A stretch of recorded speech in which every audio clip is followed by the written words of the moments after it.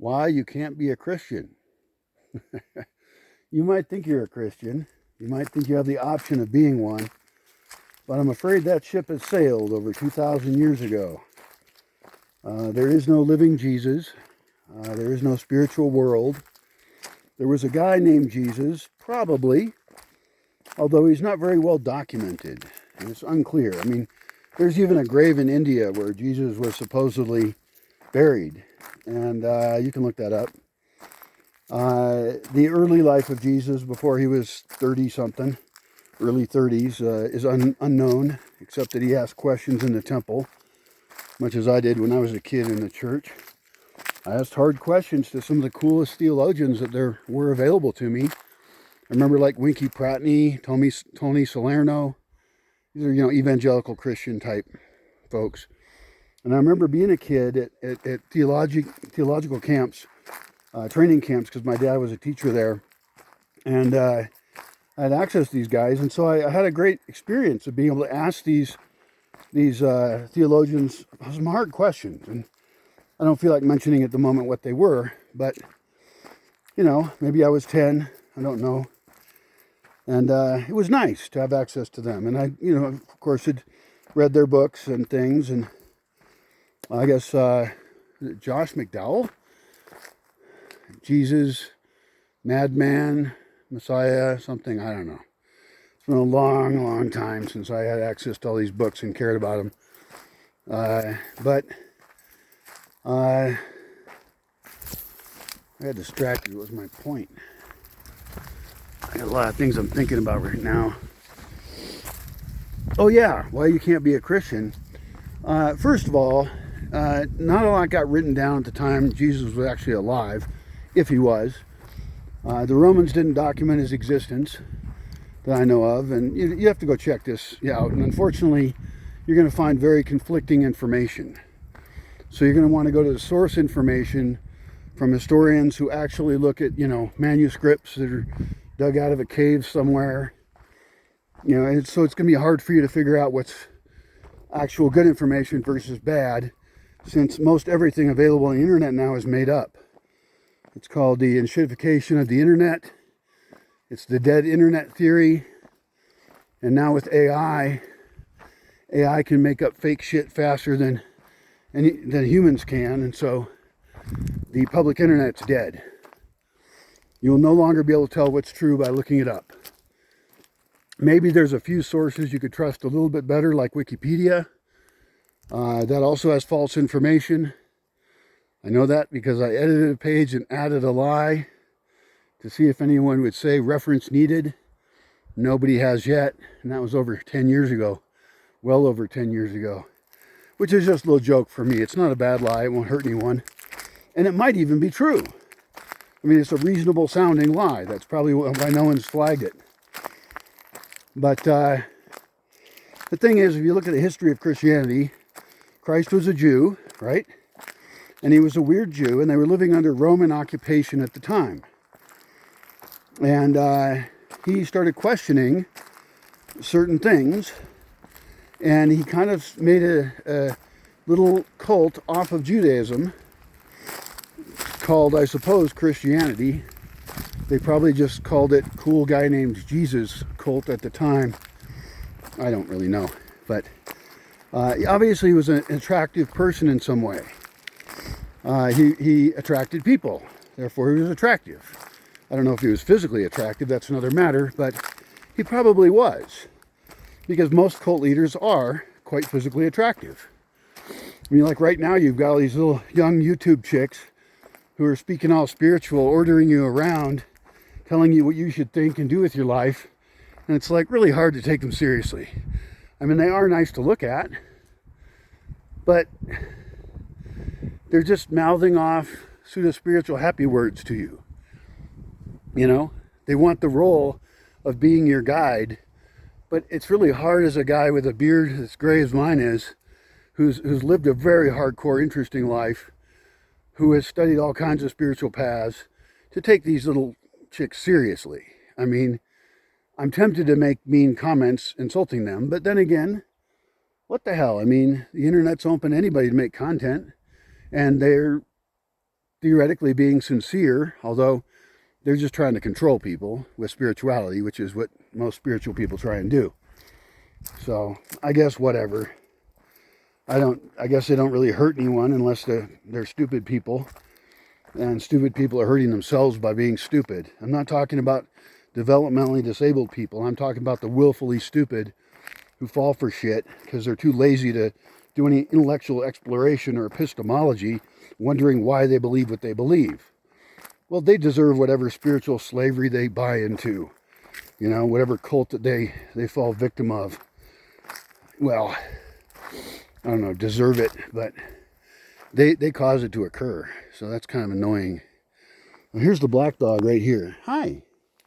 Can I pet you? Please? Please, can I pet you? Come on. Come on.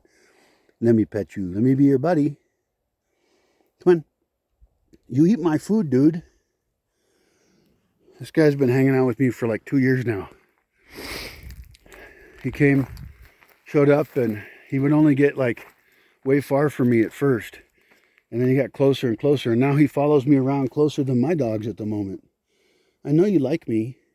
I know you do. But he's been seriously abused. He has scars on his face. Wherever he came from was a bad, bad place. So he likes living here and eating my food. And he even likes me, I think. You know, but I'm just a scary guy. I'm a scary human.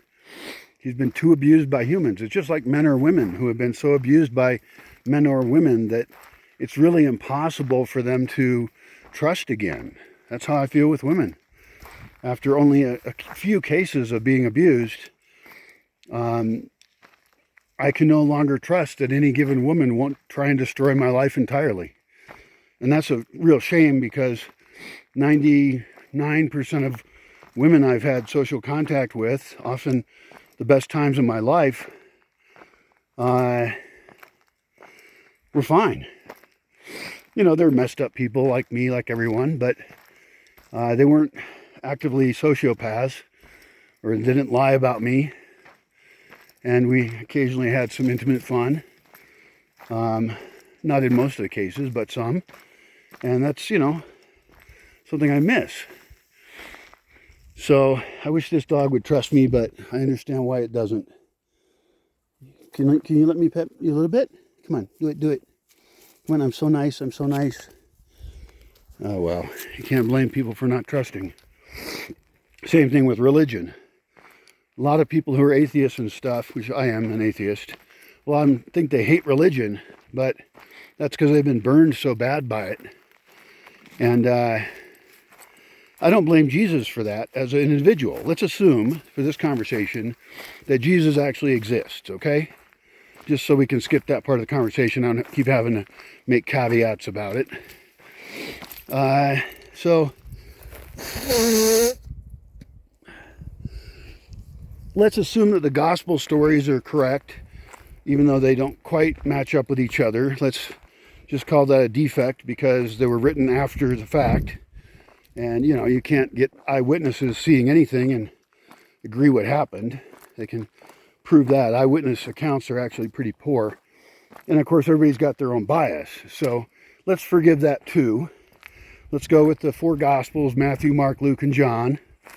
And you could even, I think you can buy versions where you can see them side by side, certainly in different translations. They have Bibles where you've got four translations next to each other. I would actually like to get one of those because there's parts of the Bible where I would like to compare the different translations. And I don't speak Hebrew, Greek, whatever Bible was written in, Aramaic maybe. I don't even know what it's written in. It's different parts of it were written in different languages. Very complicated book. But we'll just go with the Gospels for now, okay? And because that's the only part that's really about Jesus. The letters of Paul are about Paul. In fact, this is why I say you can't really be a Christian, is because Paul was one of the heaviest evangelists for it. And one of the original directives of Jesus was go out and spread the word to all four corners of the earth and stuff, because the earth's flat and has corners, right? No, just being an asshole, sorry. But you know, go evangelize everywhere. Evangelism is fundamental to Christianity, and it's also fundamental to Islam. even more so. And they'll do it with a sword if they have to. Christianity, luckily, well, actually, no. Christianity was also evangelized by the sword quite a bit, combined with imperialism and colonialism. Shit. Yeah, Christianity's got a lot of blood on its hands. It also went through a period where it tortured a lot of people, and a lot of people had to escape their Christian nations to go to a safer part of the world. So they could either be free from religion or practice their own religion. And that included Jews, which is very interesting because Christianity came from Judaism. But Christianity is not Judaism, even though Christ himself was Jewish. So if you really wanted to be Christ-like, what you would be is a weird Jew. And it would be very interesting to have a chat with Jesus about that, but Jesus is not available, being a very dead guy who did not rise from the dead. Or he wasn't actually dead, but he probably was. And who knows what actually happened there. I do have to make my usual plug for the Jefferson Bible. Thomas Jefferson he was a pretty smart guy, who certainly you could criticize for some things, but you can't say he wasn't a smart guy. Really, really cool dude. Did some great stuff. Well, one of the odd things he did, he had studied Islam quite a bit. He studied Christianity a lot, obviously. He did a rewrite of the New Testament. And he focused on just the Gospels and the words of God. The red letter stuff, if you're into that. There's versions of the Bible where everything Jesus said is in red letters. Kind of convenient. And he went through and he just focused on the words of Jesus. And he cut out all the miracles, since those were kind of obvious bullshit. And so the Jefferson Bible, whose actual name is like Chronicles of the Life of Jesus Christ of Nazareth or something like that. You can look it up. But just call it the Jefferson Bible for short. You'll find it on Wikipedia. You can read about it. So if you wanted to call yourself a Christian, and I wonder this myself, why is there clothing in that tree over there? Or is that a garbage bag? Fuck. Whatever. I wonder this myself. I mean, if I went through the Jefferson Bible, and if I, with the knowledge that I have, and perhaps some supplemental materials to help me with any translation issues, because Jefferson made choices, right? And I might want to have available the original other translations so I could compare them. And perhaps even make a commentary, my own commentary on the Jefferson Bible. And I could, at the end of that process, decide, am I a Christian? By the words of Christ. Because, obviously the Christian church as it exists, and all of its denominations, and all of its perversions, has nothing to do with the words of Christ. In fact, it's antichrist. Christianity is antichrist. Very clearly. And I grew up in the church. My father was in the ministry. I traveled with him to mega churches. I traveled with him to tiny rural churches. I mean, I remember one time he picked the lock on a little church because the pastor wasn't around and he had to set his equipment up because he was doing like multimedia shows. Really cool guy. My dad was a very cool guy. Had faith in things I completely think aren't true, but he raised me as a loving father and he taught me my love of nature. So even though I have a fundamental philosophical difference with him, I have great respect for him as he is. He's dead now, but I don't think he was the problem in the world. I do have some other disagreements with him about things related, but that's not for this video. What are we talking about? Can I be a Christian? So if I do that, if I study the Jefferson Bible and I just look at, can I agree with the philosophies that Christ promoted? Maybe I could. And, Jesus has been absolutely misrepresented in so many ways. Like, a lot of people use Jesus to justify socialism. That you should take care of the needy and give to them and all this stuff. And it's like, well, he didn't say that you should have the government do it with guns. He didn't say that people should be forced to do that. He said, you should do it. That's a big fucking difference, isn't it? One of those is a violent mess that builds up a horrible government, causing mass poverty, possible genocide, mass bureaucracy, a class system that's insane. You know, socialism is not about sharing the wealth. It's about collecting the wealth for the wealthy who promise to give it to the poor while stealing from them and enslaving them. That's what fucking socialism is. Jesus was not anything close to a socialist. And so going through the actual acts of Jesus would be so interesting, with him, you know, turning over the tables in the church because the church was so corrupt, with him questioning the church, with him being asked questions like, well, should we pay our taxes to the Romans as us Jews, Israelites, whatever? And they were trying to trick him into committing treason against the Romans so that they could squish him. Because obviously people liked him, right? People were very attracted to Jesus, including dudes on the beach. Like, Jesus could walk down the beach, you know, and maybe a little swish in his hips and say, follow me, leave your wives and follow me. So Jesus was obviously attractive to dudes as well. If you can get them to leave their wives. Probably bisexual, just as a guess, but then again, it's pretty rude to assume other people's private sexual lives. But given his openness to hang out with a variety of people, you know, he hung out with prostitutes.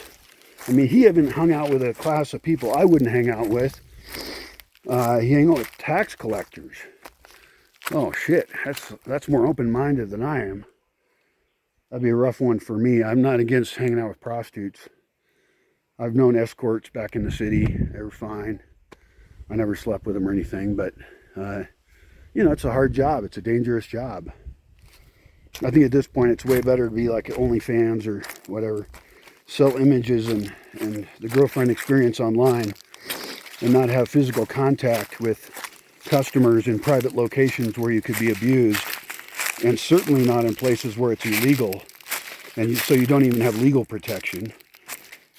You know, black markets tend to correlate with a lot of violence and bad shit. So anyway, we've got this guy Jesus hanging out with these people who are rejected by the rest of society, and so the church itself, the temple, the synagogue, is against him.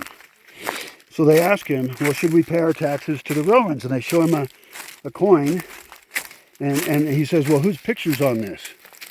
And they say, well, Caesar, Rome, Caesar, you know. And he says, well, render unto Caesar what is Caesar's.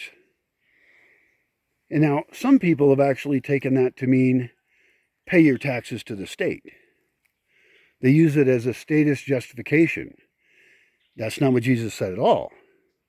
He said, this is not our coin. This coin is minted by some occupying power, and so that's theirs. It's not yours. That does not mean he was pro-Roman. That doesn't mean he was pro-taxes. So the words of Jesus have been twisted around so fucking hard that you have to be very careful about listening to anyone and their interpretation of it, because they're interpreting it to push you into a view of Jesus that may not be accurate at all. So what I would want to do is look at it and try and get the overall vibe of what he's saying. And the only reason I'm making this video is because I'm pretty sure I like a lot of what Jesus said. I am a cultural Christian at minimum. I was raised super Christian. Now I had to break away from that. And part of that was because I saw the Christian church as not being anything to do with Jesus. And I saw it as hypocritical. You know, traveling to the various churches I did, the mega churches, the ones where you had to remove the Trinity from the slides. My dad did like artistic slideshows and stuff. Really cool, like multimedia stuff, 9 projectors, huge big screens and stuff. Really neat. And it was all nature photography that he had done himself. And then some poetry, and he wrote some of the poetry. He had a book. I'm on the cover of it in silhouette. You're still right there, honey. Can I pet you? Come on, let me pet you. Let me pet you. Come on, I didn't hurt you. God damn it. I'm going to seduce that dog. I thought I'd be able to do it like within 3 weeks, because I've had damaged dogs before that I've adopted, and within 3 weeks I can usually get to him. But this one came to me older and far more abused, obviously. So anyway, if I do this task of reading it through, making notes, and probably publishing those notes, because, I have weird points of view. I could make videos about different sections of it, and what I see as controversial ways you could view something, or how the words of Jesus might play out in actual society today, and which parts I might agree with in theory, but I don't feel like living, which doesn't mean I reject Jesus. It means I'm a fan of him and his words, and I, pick and choose what I want to believe or not, which is what all the people calling themselves Christians do anyway. By the way, the whole Paul part, where Paul kind of took over Christianity, is called Pauline Christianity, and you can look that up. There's a Wikipedia page for it, and of course then you can look at all the just many different denominations that have made up all sorts of shit based on Christianity. Some really weird, cults and stuff. Some people claiming that they are Jesus, which is pretty ridiculous. But people fall for that shit. They love it. It amazes me. I'm definitely not Jesus, by the way. But could I be a Christian? It would be nice to be able to say I am a Christian in terms of the pure words of Christ, even though they're not pure either, so it would be kind of made up still. We don't really know what Christ said. There was no video, there was no recordings. It was stuff written down after the fact, so we have no original source on the guy. But nonetheless, I could use that as the closest I have to the original source, and I could say, is this guy a good guy? Based on his words. Now, of course, he could have been a bad cult leader, which most of them are, but he did seem to have a pretty good reputation, so the only reason I would investigate it is because I suspect maybe he was actually a cool dude. And then you got to wonder, like, what if a guy like Jesus existed today? And could I even make that character up and design that character and expand upon it? I could even use AI tools to do it. Cast somebody as Jesus, not me. I'm too old.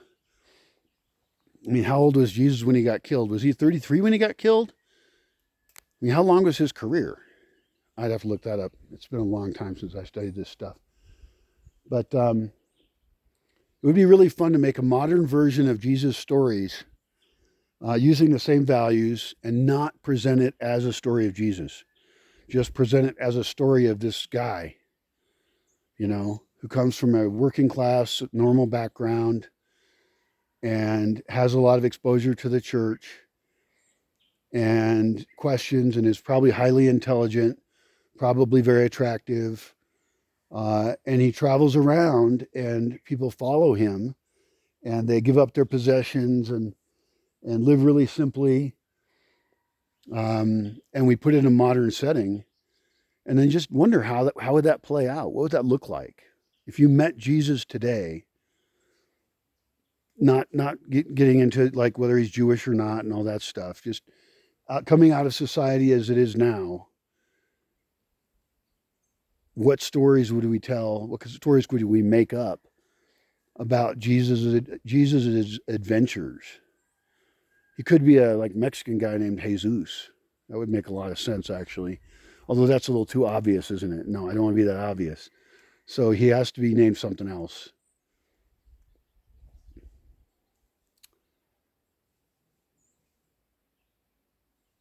He didn't have to have long hair. We don't even know if Jesus had long hair, but probably most people had long hair at the time because they didn't have very good scissors. They were probably pounding rocks and shit to cut your hair. I don't even know.